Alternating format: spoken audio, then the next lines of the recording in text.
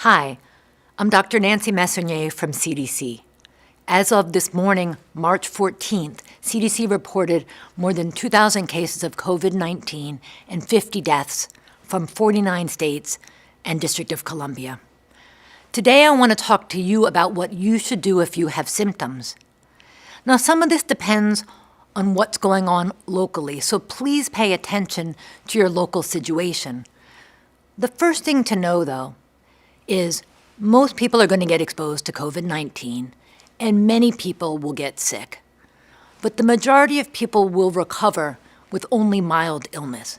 So if you're young and healthy, you might not actually need to see a doctor, and you might not need to get a diagnostic test.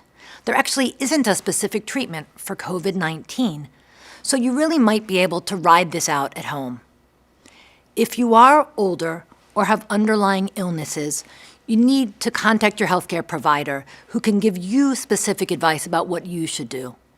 And of course, if you have life-threatening illness, you should call 911.